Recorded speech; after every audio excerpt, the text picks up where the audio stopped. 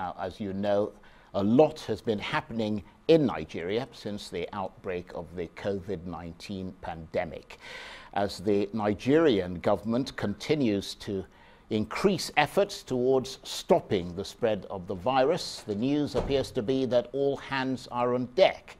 Well, let's find out how all that is going from someone who is at the very pivot of developments around the fight against COVID-19, the Minister of Finance, Budget and National Planning for Nigeria. Zainab Ahmed is an accountant, and of course she's Nigeria's minister in charge of finance, budget and national planning, and she'll be talking to me, among other things, about the modalities for the Nigerian government to sort of procure equipment and all the things that were raised earlier in the day. Minister, thank you very much indeed for coming in. Thank you very much, Charles, for having me. First of all, would it be fair to say that Nigeria's resources to cushion the economic effects of this lockdown and on the business community and on individuals are very spare?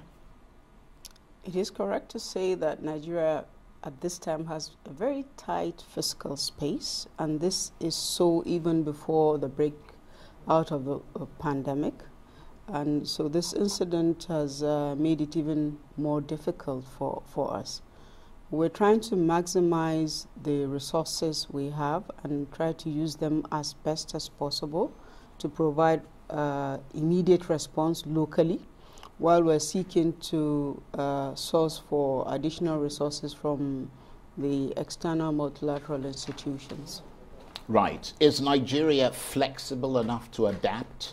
Because this country has weathered not just a very recent recession, but many years of corruption, infrastructure decay, development challenges at the best of times, and all this is also manifested in the healthcare industry, in the business community, across the board in Nigeria. Can it weather this latest economic storm?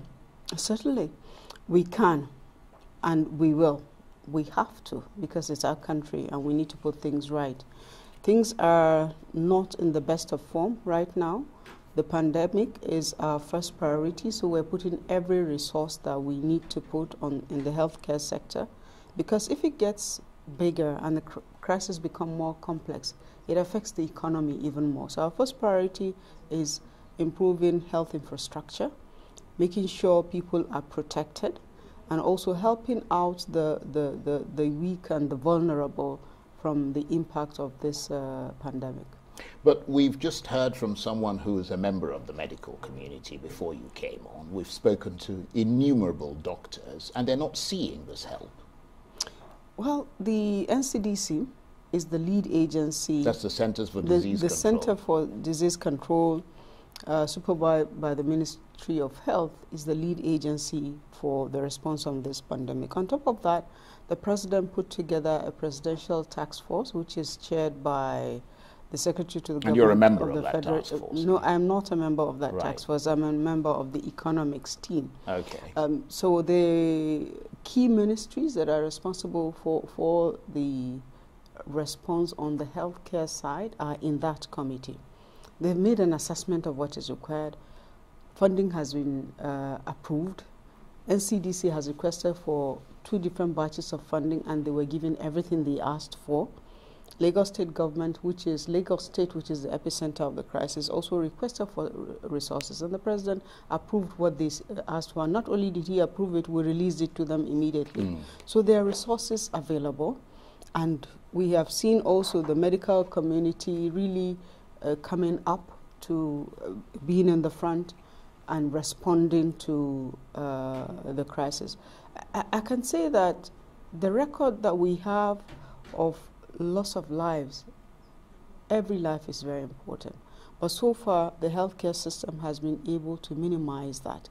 And that is success. The UN Secretary General recognized that as something positive that we should not just push aside. It's a reflection of how well the medical system is able to cope despite the challenges that we have.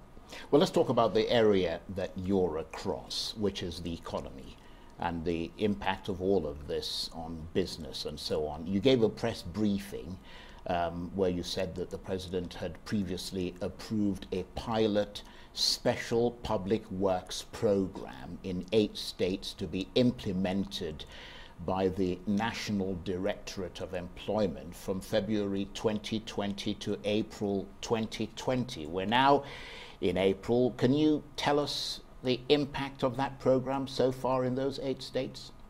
Well, let me step back a bit and say that the impact of this pandemic, it's a very significant one on the economy, not only because of the health challenge, but also because of the crash in the crude oil price, which means the resources that we projected to get to run the government, the business of government in 2020 is very, very low compared to what we had planned. So we have had to replan. We have had to revisit the medium-term expenditure framework. We have had to revisit the budget. We've also had to sit back and scan the environment to identify funds that we could access to be able to cope. This NDE program is not a program that was created because of this crisis. It was a program that was planned last year, and the implementation started early February this year. It's led by the NDE that is under the Ministry of Labour and Productivity. The idea was to put young people to do public works and give them some stipends on a monthly basis for that work. It's for them to work for a period of 3 to 4 months, and then they're exited, and then another batch is taken on. This program is in its 4th month this April, and NDE has been supervising this, and it's doing very well. So under the current stimulus program that the president has just approved, the idea was to expand that type of public work to every local government in the country, because the first 8 states was a pilot and wasn't covering all of the local governments, even in those 8 states. So the idea is to expand it. So it will be road construction, it will be environmental sanitation. We will be engaging the states to find out what type of public works any particular state requires the most. And this also includes social housing. And as you know, the housing sector has a very large value chain effect in terms of employment. So it's cement being sold, there's people supplying sand, there's people providing foods, carpenters, welders. So the social sector is one, the social housing sector is one area we're looking at in the process of this expansion. The president has approved a small committee that is chaired by His Excellency the Vice President that will oversee the implementation of the stimulus package. While before then, there's a small economic team that is just myself, the central bank governor, the Minister of State Petroleum Resources, and the GMD and MPC. Our task is to look at the impact of the crisis on the economy, identify sources of funding, and pursue those sources of funding so that these various programs can be implemented. Right. So basically, this pilot special public works program is out the window now. Is that what you're saying? No, it is in its 4th month, and we're looking at assessing that and expanding it to cover the whole of the 774 local governments. Right, because the president, from what I'm reading, extended that program to the 36 states, yes, and plans to create 1,000 jobs for each local government area. At least. Right, and that comes up to about 774,000 jobs. At least. What kind of jobs are these? So these are jobs in construction of rural roads. Well, the sense we're getting is that they're menial jobs.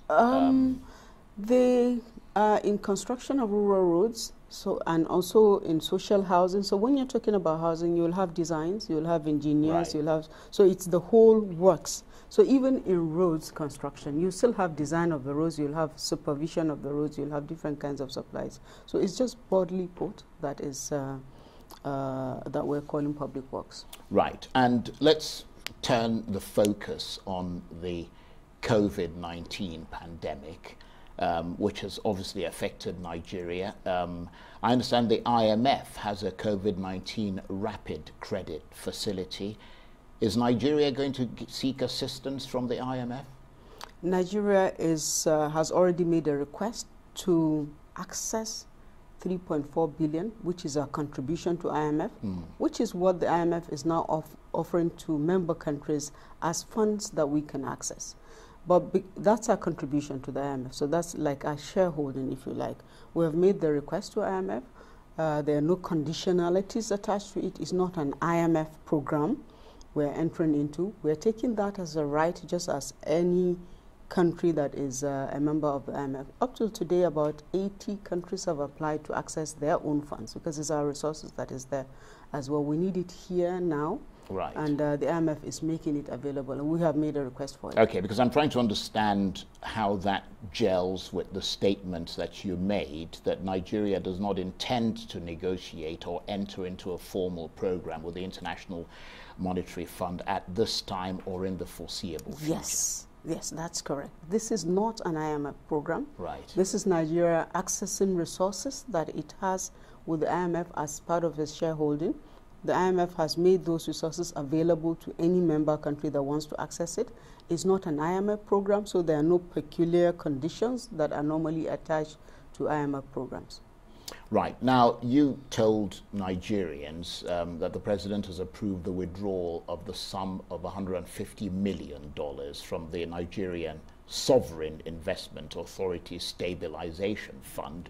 Very long, complicated names, but I do get there in the end, to support the June 2020 disbursement.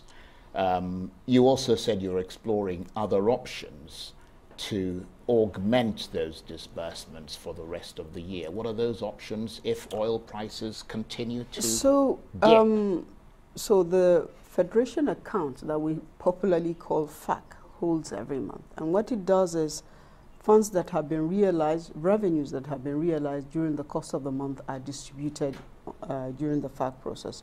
And because of the decline in the crude oil price and the resultant decline in oil and gas revenues, we assess that there will be months when FAC will be so low that it will be a challenge for the federal government and states to even to pay salaries. So we have made an analysis and identified which months those would be, and we made a recommendation to the president. The Stabilization Fund that is held by the NISA, that's exactly what the kind of purpose that it is supposed to be put to use for. There's also other special funds that exist within the system. So when the need arises, when we see a fact that goes below a certain level, we call on those funds with Mr. President's approval to augment FAC. Right. And this money, this $150 million that's been taken from the NSIA Stabilization Fund, what will be the balance of that stabilization fund after the withdrawal of that $150 million? Right now it has something like $385 million. Right. So we're taking $150 million of it.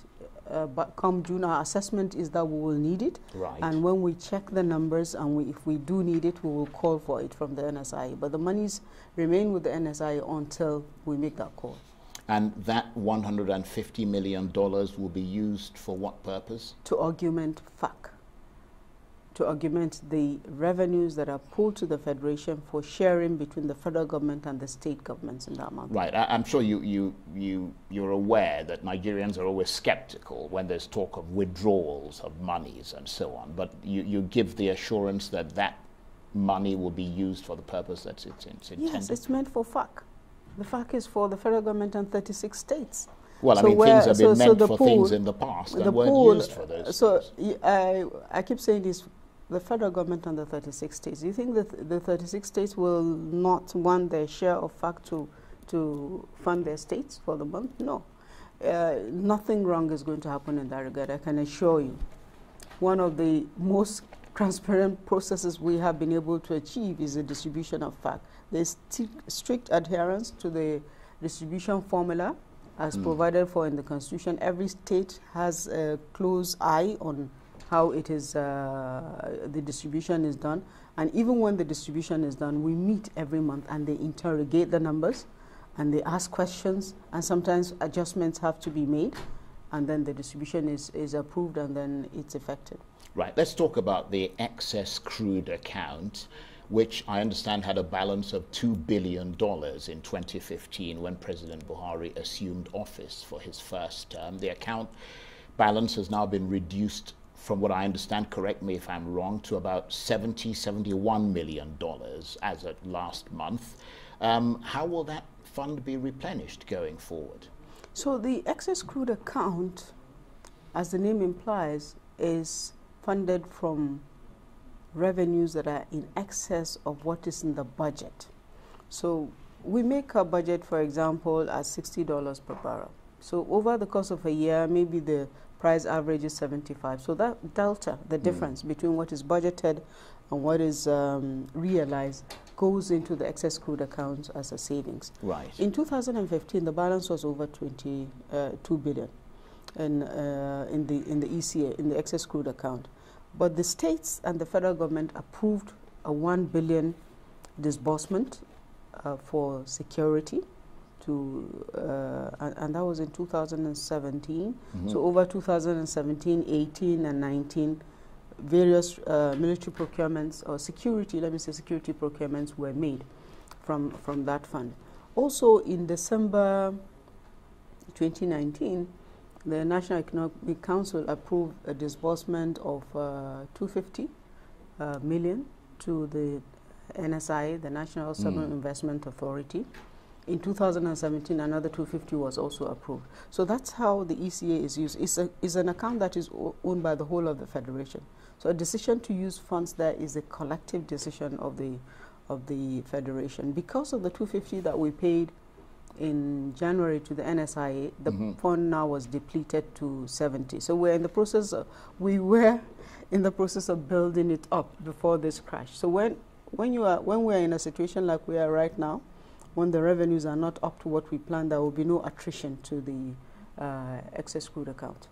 Okay, well, stay with us because I'd like to talk with you some more. It's time for a short break. When we come back, we'll speak some more to Zainab Ahmed, Nigeria's Minister of Finance, Budget and National Planning.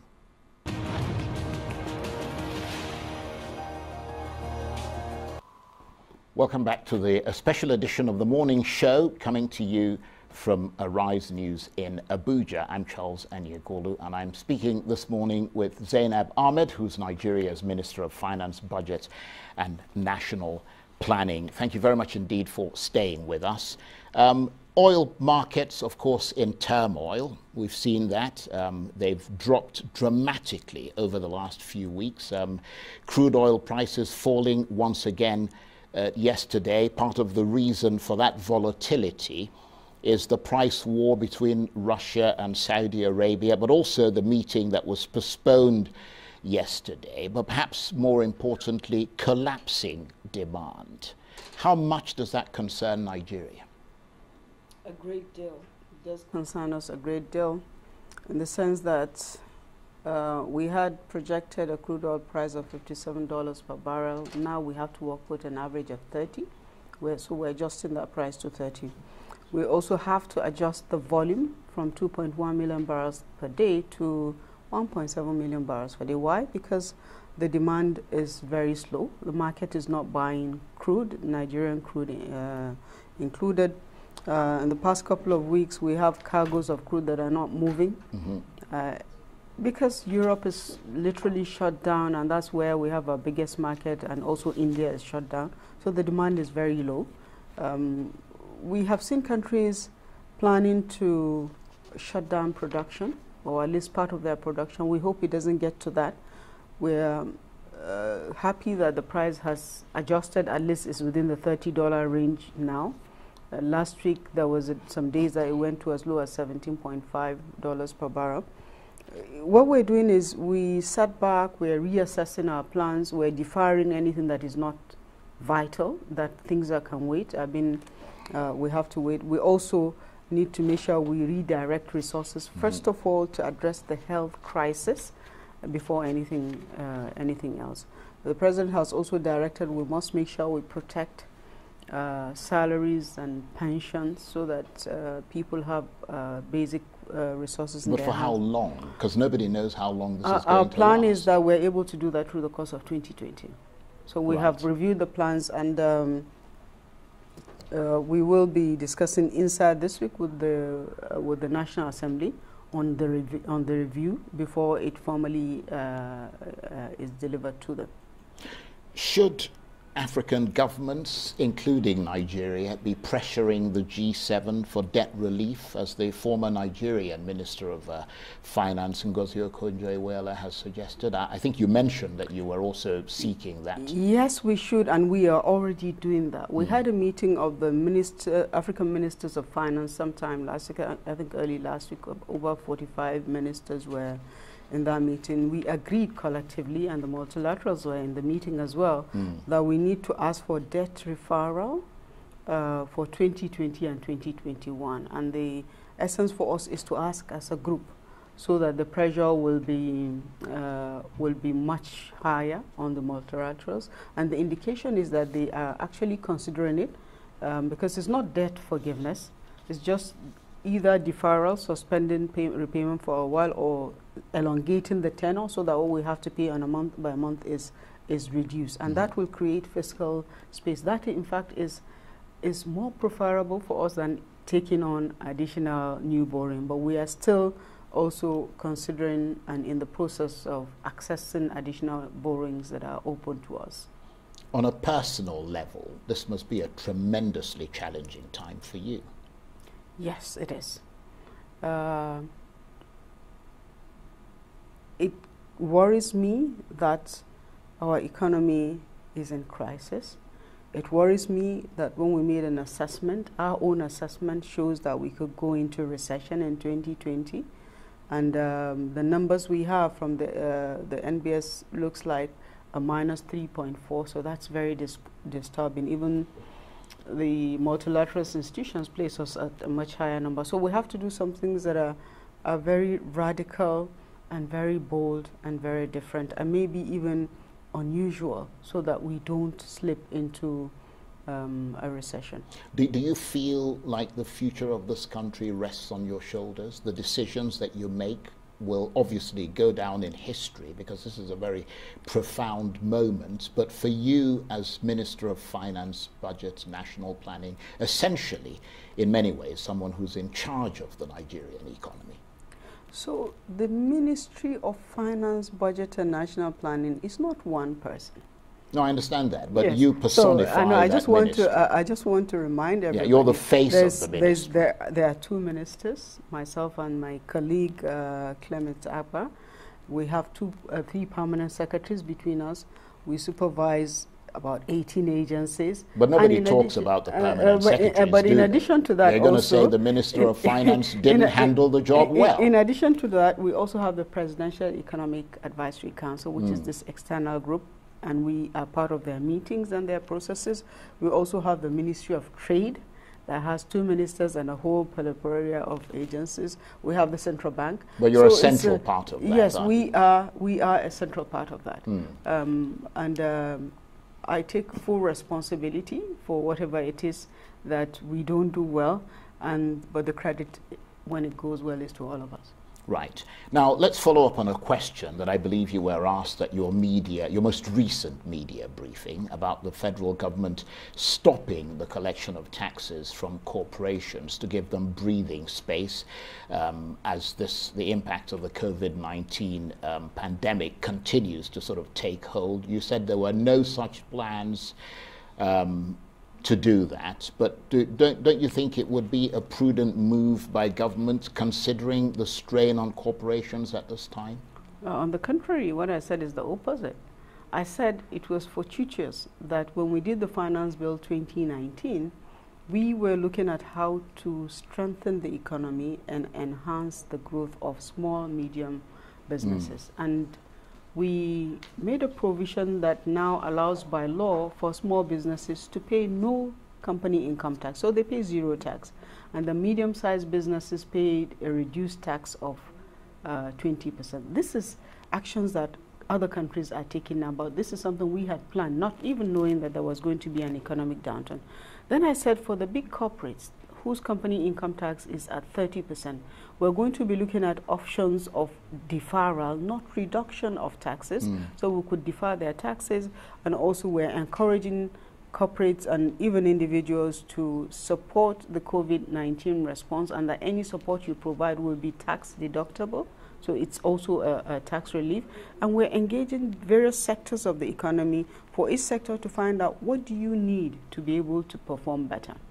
Because just reducing the tax doesn't really have, may not necessarily have the effect that we design. So some might require import duty waivers to bring in new equipment or imports that are needed. Some might require different kind of support from government other than tax. So we have, under the committee that is chaired by His Excellency the Vice President, mapped out those sectors, and we're reaching out and we're engaging them to find out what do you need for the sector, what does the airline industry require, what does the hotels require, what do the pharmaceutical firms need. So that's how we're approaching it. But we thought just to say reduce the tax might not get us to where we want to be. I mean, it just seems as if a lot of these things, I mean, in fairness to you, obviously this happened and took a lot of the world by surprise. But it just seems like Nigeria never really has a plan for situations that arise such as this. Well, nobody plans for an extreme crisis. Yeah, but there needs to be a plan for emergencies. But what you have is you as a country, you are supposed to have fiscal buffers so that when you have a crisis, you're able to respond more quickly. Our fiscal buffers are low. We've said that over and over again. They're quite low, and that means we are, the fiscal space is tight, and the growth that we have been attaining before this crisis, it has been consistent. But we kept saying it's still not a strong growth, because with any external shock, we can have an impact, and that is what has happened now. So we need to find ways to increase productivity in the country, that our growth is not centered around one or two revenue streams, that we grow small businesses, because any country that will grow in a manner that is sustainable, it is that they have a strong small, medium enterprises. Those are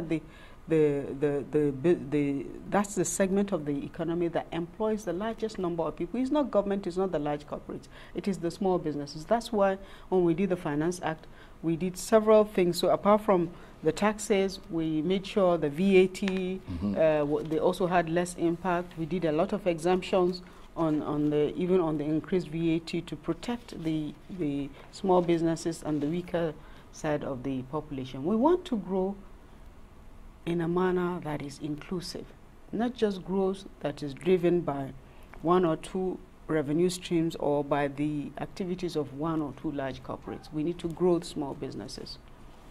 Now, the last GDP forecast in the 2020 budget was 2.93%. I'm sorry, it's quite hot in here. Following your downward revision in the benchmark oil price and production, have you revised your GDP forecast for 2020? So we're looking at,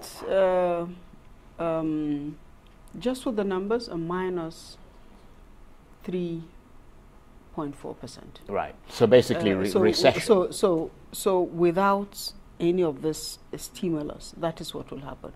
So now we're going to make a reassessment to take in the impact of the stimulus that is going to drive the economy. Right. And the idea for us is we don't get into recession. That's the focus.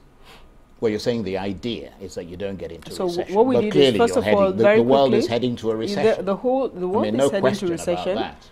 Yes, no question about it, but you don't want to go into a deep recession, because coming out becomes, the deeper you go, the more difficult it is. But of course, the depth of the recession depends on how long this lasts. It depends on how long it lasts. It depends on what actions you take to protect the local economy. Yeah, but it doesn't matter what actions you take. If your resources are limited, you cannot exceed those resources, can you? Yeah, but you can also maximize the use of your resources depending on how you choose to use them.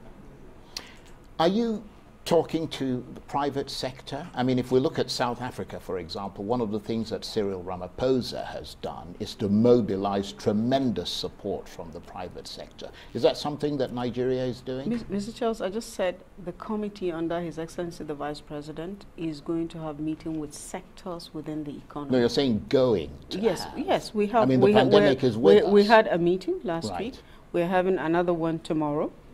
And we're meeting with different sectors. We need to meet the sectors to find out what do you really need. No, and I'm not talking so much sector. about what the sectors need. I'm talking about I mean, Nigeria has some of the richest people in Africa. Nigeria has private sector industries, corporations that are absolutely huge. And what Cyril Ramaphosa has done in South Africa is bring those people on board and access a lot of the money from them. There's a wry smile on your face. Okay. I'm not entirely sure because why you're smiling, but I'm just trying to get a sense of that. You know what? There is already a very good level of support from the private sector. There has been a lot of donations that have been realized so far, and I'm sure you're aware of them. That so far, there's up to about 32 billion that has come in from different corporates, different high net worth individuals. So that is already happening. But beyond aid, donation, we also want to make sure that the businesses don't collapse, that they are sustained, and not only that, that they grow so that they can employ people. Remember that the president's commitment that he made in June 2019 to Nigerians was to lift 100 million Nigerians out of poverty over 10 years. How did you do that? You do that by making sure the productive sector is active and is actually producing, because that's where you get the employment. It's not about, it's not just giving stipends that will do it, no.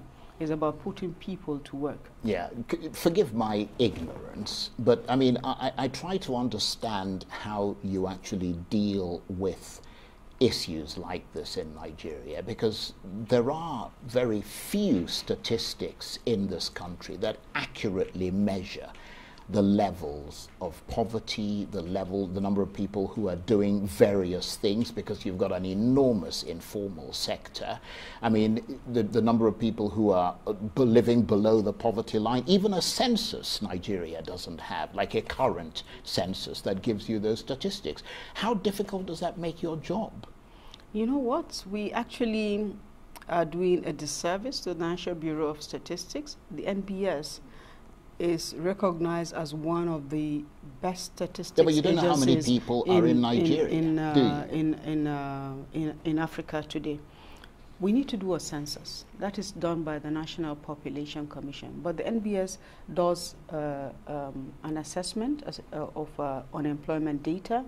There is currently a survey going on household consumption that will tell you the level of poverty that is within the country. It will tell us how many small, very small traders or enterprises that we have. We're doing this with the limited resources that we have. If NBS has more resources, we can churn out more data. Yeah, but obviously it doesn't. So that means that the figures are inaccurate. So no, they're not inaccurate. Excuse me, they're not inaccurate. Well, I mean, we're not able to do some of the surveys, but the ones that we're able to do, they are very good surveys and they're very high quality and credible data. I can tell you that the multilaterals actually depend on NBS. They do surveys for the World Bank, for the IMF, for the multilaterals in this country. And then we sit back and say we don't have data. We do have data. I want to urge people to visit the website of the National Bureau of Statistics and see the array of data that we have there. What we don't have is a current census. That is the responsibility of the National Population Commission.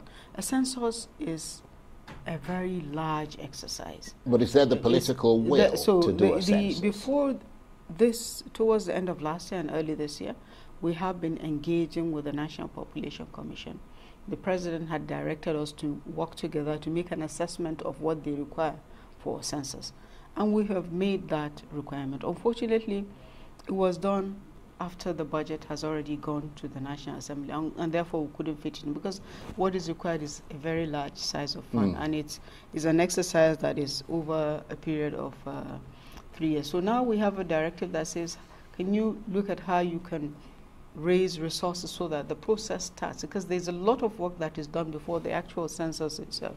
So the Population Commission has been doing what they call delineation, which is marking the census areas, putting down addresses. They've been doing that for a while, so we have to provide more resources. So it's only when the country is fully delineated that they will actually do the census. So a census is coming as well. But I must say that you don't know the challenge that we have now, we were planning to fund them more this year so that they can ramp up the delineation. But the challenge that we have now is impeding that capacity to provide more funds to the National Population Commission. And were you planning to have that census before the expiration of this current this administration? That was the idea. Now, what lessons are there for Nigeria in this tanking, if you like, of oil prices, and the fact that being dependent on a one-crop system is clearly something that that will affect this country detrimentally every single time it happens? So the lesson that has always been with us, that we must have a Nigeria that is not dependent on oil. So we must drive the non-oil sector of the economy. Not only that, we must also walk the talk about using and consuming made in Nigeria. So for example, we are looking at a position where we do a policy to say our roads will be constructed locally. That is, we stop importing bitumen and build with cement, which is material that is almost 100% available. So we have to take that decision to say if we build social houses, that all the materials must be sourced locally. So we must use made in Nigeria. We must consume made in Nigeria. We must make all the products that we need.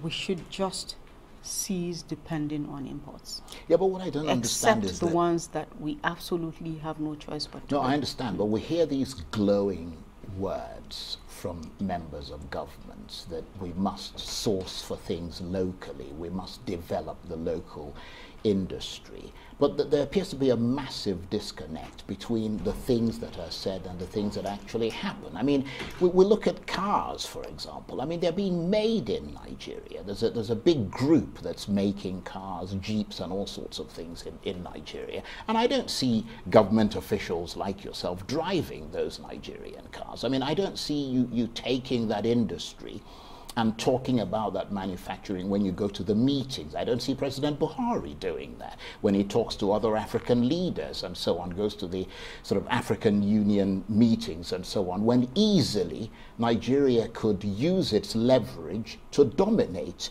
that manufacturing scene as far as a lot of those things are concerned within Africa. I mean, so that's the disconnect. I mean, I don't see that happening. So you guys tell us about something you don't do. You know what, Charles? This pandemic that is upon us. I'm not talking about the pandemic. I'm talking about before the pandemic. And this economic downturn is a rude, huge wake-up call for all of us as Nigerians. We now have to actually walk that talk, because now it is a matter of survival. It's a matter of survival. We have to protect local industry. We have to consume what we produce. We have to stop imports of anything that is not absolutely necessary, so that we can drive the local economy. That's the only way we can become insulated from external exogenous shocks. Right. Yeah. Now, I've just got a question coming in from outside, which is being passed on to me. And the question is, if Nigeria saved all its oil money without spending it, would it survive as a nation? In other words, the issue is to try and see how much work has been done with diversification and the dependence on oil money. If Nigeria stopped spending its oil money today and saved all of it, would it survive as a nation? That's an interesting one, and that is something we're willing to make an analysis and see how that works. Because, like I said, the oil revenue has been a significant component of our budgets at both the state and the federal level. At the federal level, the contribution to the oil revenue to the budget is about 40–45% average of.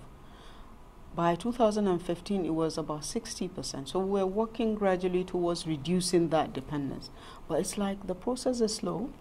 and this has to be ramped up. So if there is anything that has happened out of this pandemic, it's providing us an opportunity that is actually compelling us to do things differently. Now we have to depend on non-oil revenue.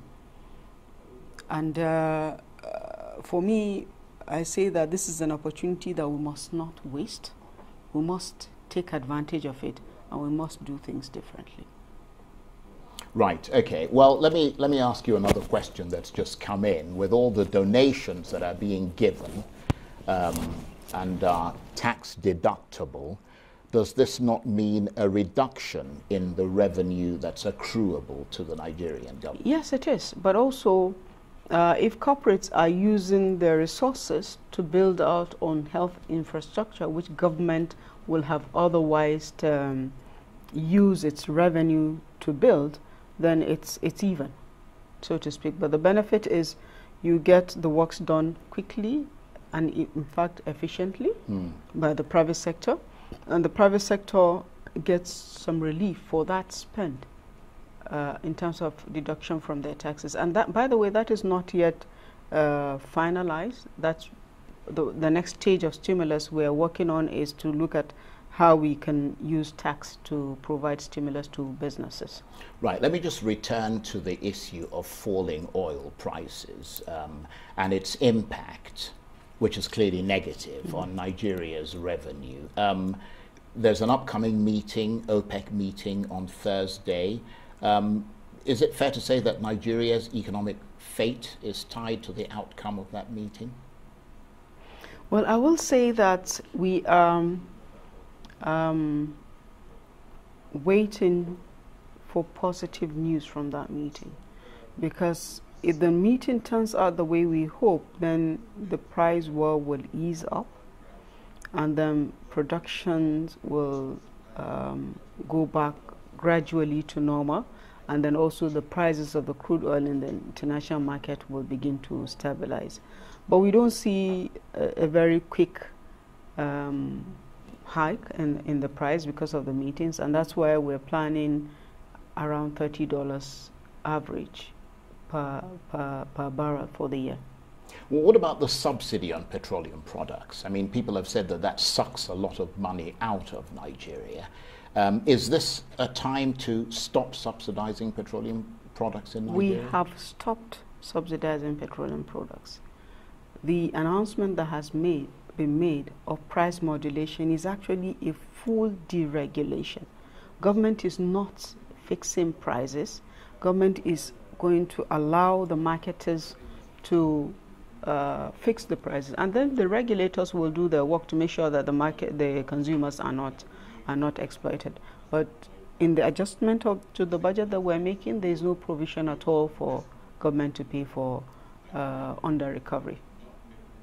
So just tell us just remind us again of where you've moved the budget down to in terms of the cost of oil. Is it, did you say $30 a barrel? Yes. Right, but $30 a barrel is pretty much what it costs internationally now, to produce a barrel of oil. No, that's not correct. The production cost varies from well to well. So for Nigeria, the average cost is about $25 per barrel. And so there are some wells that are at 30, there are some that are at 15, for example. So that's the average cost. And also globally, each production cost depends on the well itself, where it is located, what are the complexities. In our environment, security cost is a major factor. That's why our cost is relatively higher than others. But assuming you don't have the security cost, the cost itself is lower, will have been lower than the average of 25 that we have right now.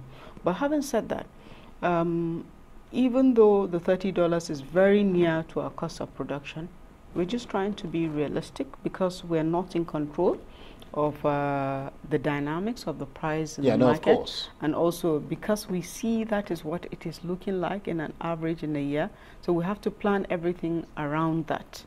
around what is a realistic realizable revenue. And because of that reason, we'll also drop the production numbers.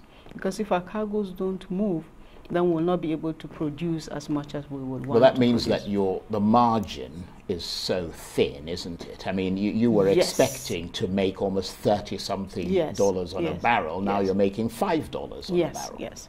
The margin is very thin. The margin is very thin, but also this is temporary.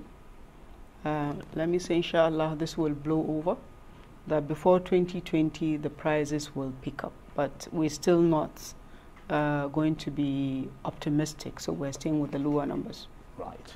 Okay. Well, please stay with us. We're almost at the end of the interview.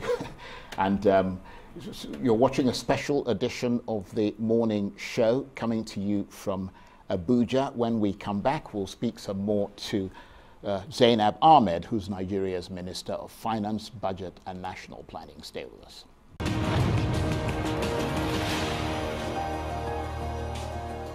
Welcome back to a special edition of the morning show coming to you here on Arise News from Abuja. I'm Charles Aniagolu, and with me in the studio, Zainab Ahmed, Nigeria's Minister of Finance, Budget and National Planning. We thank you exceedingly for staying with us. And we're talking about that nettlesome issue of oil prices. I understand that if the cost of sourcing for new wells, I understand that's about probably come to about $9 for production. The potential for that is there. And this will give Nigeria room, obviously, for more profit. Is the government looking at exploring new sources of production? Well, Charles, in our 2020 budget, we had planned revenues from sale of new oil blocks. But in this assessment that we're doing, we're deferring that. Our assessment is that this is not a good time for people to buy new assets. Even if you sell, you won't get good value for those assets. So we are adjusting our budgets to remove revenues from the sale of new oils. But we do have also within the budget revenues from renewal of existing licenses. So those ones are being pushed, and we're going to realize those ones. You're going to renegotiate them? No. So licenses are given for a certain tenure. Right. Once the tenure expires, usually the licensee has a first right of refusal to renew the license, and all the licensees are of course interested in renewing their licenses. So when the licenses are renewed, they pay for the license fees. Right. So those are revenues we're expecting during the course of this year. Now, I think we're all pretty agreed that the government has a big problem with revenues at the present time, given the pandemic and given all the other things. Is there consideration for trying to cut down on big government? That has always been something that has been discussed in this country for many, many years, that government is just too big, too bloated, and that you simply can't cope, particularly in circumstances like this, with such a large workforce. How are you going to deal with that? Are you going to let people go, workers? Are you going to cut back on the amount of money that's being spent? What are your plans for that? Because you could save a considerable amount of money from that, couldn't you? We are not going to let go of workers. We're not going to do that. This is not the time to put people out of work. If anything, what we're trying to do is to get people employed in any shape or form so that they have some means of livelihood to take care of themselves. If we had a lot of resources, this is the kind of time that you actually should employ more people. But we're not able to do that. And the president has directed that we must make sure we're paying salaries. But he's also directed that every new employment is stopped, and that we go back to the Orosanya report that has reviewed the size of government and look at how to implement that report. So the implementation of the report will mean collapsing some agencies and reducing costs in the process of doing that, but we'll still abide by the principle of no one loses their jobs. But we will streamline the agencies, compress them, so that at least we'll be saving on overhead and on capital. for doing that. Right. They say that when it rains, it absolutely pours. It does pour. And I would say that it's pouring right now. Yeah. Not the sweat, obviously, because it's quite hot in the studio, but the other sort of more crucial thing, which is that the rain is absolutely drenching the Nigerian economy and pouring on people like yourself who have to worry about it night and day. And to add to that, the international credit rating agencies, Fitch, they're moving Nigeria to a negative sort of rating, downgrades by other major agencies, Moody's, S&P. I mean, how are you going to cope with the impact of these downgrades, which obviously raises the cost of much needed foreign currency borrowing? Well, we continue to engage with the rating agencies. The reassessment that they're doing right now is not just of Nigeria. They're reassessing all countries where they have ratings, and I don't think there's any country where the rating will not be lowered. They're assessing what are you doing as a government in this current situation. We had a long meeting with Moody's yesterday. Their own assessment process is still ongoing. So what we need to do and what we're doing is to continuously update them on the things that we're doing. As we're implementing major decisions, so it's a positive thing for us that we're fully deregulated the PMS sector. It's also a positive thing that the exchange rate is aligned now. There are no multiple exchange rates anymore. They're also happy that we're actually cutting back on expenses that are not essential, that we're reviewing our budgets to make them more realistic, that we're looking at new sources of funding that are lower costs to be able to fund government at this critical time when revenues are low. So they're doing their assessments based on what the realities are at the moment, and it's not unique to Nigeria. It is not a nice thing when you're downgraded, but you have to live with it and say, okay, so I'm downgraded. Big deal. One moment, move on. What do I have to do? And then you just keep doing it. Right. And let's talk about the other big problem that Nigeria faces, which is debt. Nigeria's foreign debt interest payment alone for last year was $1.3 billion. That's equal to the entire 500 billion naira COVID-19 intervention fund, if you look at it at the exchange rate of 360 or so to the dollar. I mean, are you concerned about Nigeria's rising debt and the impact of rising interest payments on the overall sort of revenue outlook? We are concerned about the low revenues in Nigeria, which is putting our debt service obligation and funding of government into a very stressful situation. So again, our debt levels are not high.